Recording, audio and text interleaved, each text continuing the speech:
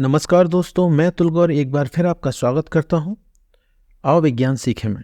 आज हम जिस टॉपिक को कवर करेंगे वो है फिजिकल या केमिकल चेंजेस या अन्य प्रकार के परिवर्तन भी हम इसमें उससे संबंधित हम उसके एमसीक्यू हल करेंगे।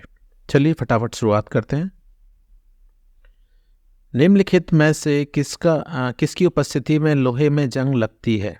ठीक है, पूछ रहे हैं कि लोहे में जंग किस कारण से लगती है? शुष्क वायु, नम वायु, केवल नमी में, इन सभी में। यह बोनस क्वेश्चन है, इसका उत्तर मैं वीडियो के अंत में बताऊंगा। तब तक आप इसका सही उत्तर कमेंट बॉक्स में लिखें। अगला प्रश्न है, निम्नलिखित में से कौन सा रासायनिक परिवर्तन है? ठीक है, तो भौतिक परिवर्तन में होता क्या है कि कोई नया पदार्थ नहीं बनता है, जबकि रासायनिक परिवर्तन में हमेशा एक नया पदार्थ बनता है। भौतिक परिवर्तन में जो परिवर्तन होता है उसमें वो अपनी पुरानी अवस्था में लौट सकता है, जबकि रासायनिक परिवर्तन एक बार होने के बाद वो बड़ी आसानी से अपनी पुरानी अवस्था में नहीं लौट सकता है। तो देखते हैं कि रासायनिक परिवर्तन, कागज़ के बने बड़े टुकड़ों को छोटे छोटे टुकड़ों में बदलना नहीं, ये भौतिक परिवर्तन है। कोयले को पीस कर पाउडर बनाना, कोई नया पदार्थ नहीं बना है, भौतिक परिवर्तन है। कांच की बोतल का टूटना भौतिक परिवर्तन है। तो कागज़ का जलना, इसमें एक तो नया पदार्थ बन गया और फिर जला हुआ कागज़ फिर से कागज़ नहीं बन सकता है, इसीलिए ये कौन सा परिवर्तन है? एक रासायनिक परिवर्तन है। तो सही उत्तर है कागज़ का जलना। ज्वालामुखी का फूटना, तो पूछ रहे हैं कि ज्वालामुखी का फूटना कौन से प्रकार का परिवर्तन है? ठीक है, मंद है, अनुकूल है, प्रत्यावर्तित है, अनियमित है। देखिए सबका मतलब समझते हैं। मंद माने बहुत स्लो, तो ज्वालामुखी कोई स्लो तो नहीं फटता है, ये गलत है। अनुकूल मतलब ये हमारे लिए अच्छा है क्या? नहीं है, ये तो प्रतिकूल है, तो ये भी गलत है। प्रत्यावर्तित मतलब जो कि वापस अपनी पुरानी अवस्था में लौट सके, तो वैसा है क्या? नहीं है। तो अनियमित है। अनियमित मतलब जो नियमित नहीं होता है। तो हमें नियमित मतलब जैसे कि सुई जो है वो एक समय बाद वहीं लौट कर वापस आती है, या फिर जो पृथ्वी के चक्कर लगाना ये नियमित होता है, दिन रात का होना नियमित होता है। तो अनियमित होता है ज्वालामुखी का फटना, क्योंकि इसका कोई सिस्टम नहीं होता है कि इसे एक निश्चित समय अंतराल के बाद होगा, तो इसलिए ज्वालामुखी का फूटना क्या है? अनियमित। जंग लगने के प्रक्रम को बढ़ाता है। ठीक है, ऐसी कौन सी चीज़ है जो जंग लगाने की जो तेजी होती है या दर होती है उसको बढ़ा देता है? सामान्य जल, नदी का जल, समुद्र का जल, नम वायु। नम वायु आंसर है। नम वायु जो होती है वो क्या करता है, जो क्या बोलते हैं, जंग लगने की जो दर होती है उसको बढ़ा देता है। निम्नलिखित में से कौन सा प्रत्यावर्तित परिवर्तन है? ठीक है, दूध का फट जाना, मोमबत्ती का जलना, मोम का पिघलना, सब्जी का पकना। देखो इनमें से तीन घटनाएं जो हैं, जैसे दूध का फट जाना, फिर से दूध सही नहीं हो सकता है। मोमबत्ती का जलना, जली हुई मोमबत्ती फिर से सही नहीं हो सकती है।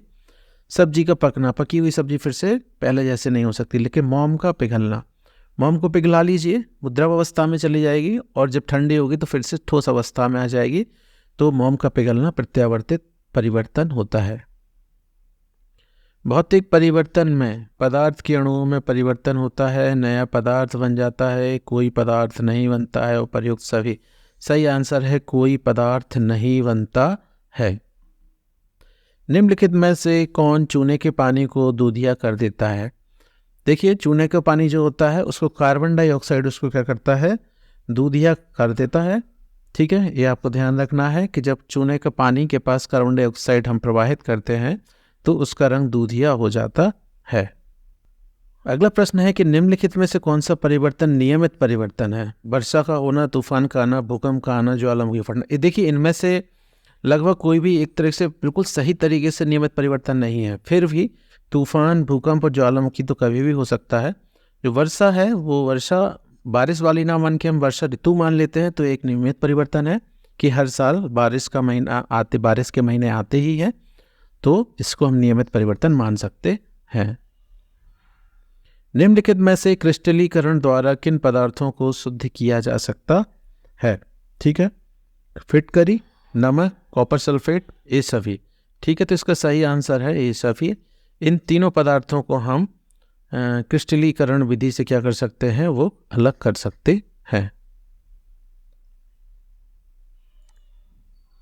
एक रासायनिक परिवर्तन का उदाहरण है मोम का पिघलना, चीनी का शरबत बनना, लोहे में जंग लगना, नमक और पानी का घोल। लोहे में जंग लगना, लोहे में जंग लगना एक रासायनिक परिवर्तन होता है। तीव्र गति से होने वाला परिवर्तन है, दूध से दही बनना बहुत स्लो है, पेड़ पर आम का पकना बहुत स्लो है, लोहे में जंग लगना बहुत स्लो है। तीव्र गति से होने वाला परिवर्तन है गुब्बारे का फूटना।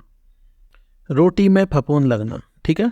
अनुकूल नहीं, ये कोई फायदे वाली चीज़ तो नहीं है। प्रतिकूल सही बात है। प्रत्यावर्तित गलत, कृत्रिम गलत। तो इसका सही उत्तर है प्रतिकूल परिवर्तन। जो रोटी में फफूंद लगना क्या होता है, प्रतिकूल परिवर्तन होता है, क्योंकि किसी भी खाद्य सामग्री में फफूंद लगने से हमारा नुकसान ही होता है। निम्नलिखित में से कौन सा परिवर्तन रासायनिक परिवर्तन है? मोमबत्ती का जलना, बर्फ का पिघलना, नमक का जल में घुलना, मोम का पिघलना। मोमबत्ती का जलना, देखो मोम का पिघलना भौतिक होता है क्योंकि पिघल के फिर से वो ठोस अवस्था में आ सकती है, लेकिन जलना, मोमबत्ती एक बार जलने के बाद पुनः पुरानी अवस्था में नहीं आ सकती है, और मोमबत्ती जलने से एक नया प्रोडक्ट कार्बन डाइऑक्साइड भी बनता है। इसलिए कौन सा परिवर्तन है? रासायनिक परिवर्तन। नेक्स्ट, चलिए हमारा बोनस क्वेश्चन वापस आ गया है कि निम्नलिखित में से किसकी उपस्थिति में लोहे में जंग लगती है। तो आंसर है नम वायु। इसका सही आंसर है नम वायु की उपस्थिति में लोहे में जंग लग जाती है।